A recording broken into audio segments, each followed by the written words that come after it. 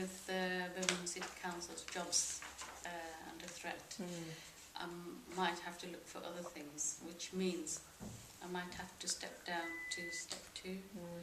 And within my groups, obviously, generally talking about women, and they are at step 0, but now with the citizenship requirement, they have to come out and do ESOL courses so that they can speak English, and in order for them to have the citizenship, they have to go out to the house and join these courses. And the male members are okay with that because there's a motive behind it. But if there wasn't a motive behind it, they'll be still in the house and they'll be happy there. So. It's a really interesting one, that, isn't it? It's absolutely fascinating. I still do, but we're closing it down. But I used to be involved with an Asian women's group in Wolverhampton around diabetes, and we had huge debates around all the requirement to learn English, and we actually came down on a position that we thought it was good for women to have to learn English, because then you have more opportunity then to participate in the society in which you live. It was a really controversial discussion, but I think it's really interesting.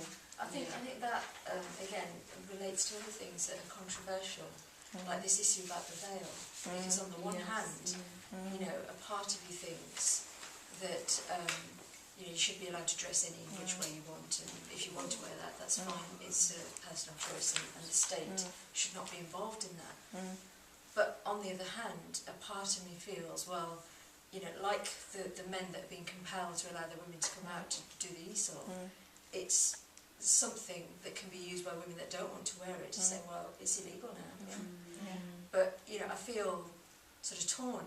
It's really difficult, isn't it? And I feel torn, and I feel that it's not as simple as, well, it's my right to wear it, which is my position to some extent. Because if they were legislating about, you know, everybody having to wear a bowler hat or, you know, whatever, I would say, well, that's ridiculous, and everybody else would. But it complicates it, and it's really hard to just say, well, it should not be outlawed. And I find that really hard, and I know it sets the cat amongst the pigeons big time in my community if I say that. But it's just too simplistic to say every woman's got the right to wear whatever she wants, because I know that it's a very difficult issue for a lot of women, and I know as well that similar to that, and forced marriages and other issues, when you have legislative intervention or intervention from an external community, on the one hand you think, you know, colonialism, that sort of stuff, but on the other hand you do think, well, if that initiative isn't going to come within, and if there's not enough power amongst the women to be able to deal with it, then maybe you do need a bit of support from outside. But it's one of those. It is fascinating. I mean, I've just Can you delete that, please? Yeah.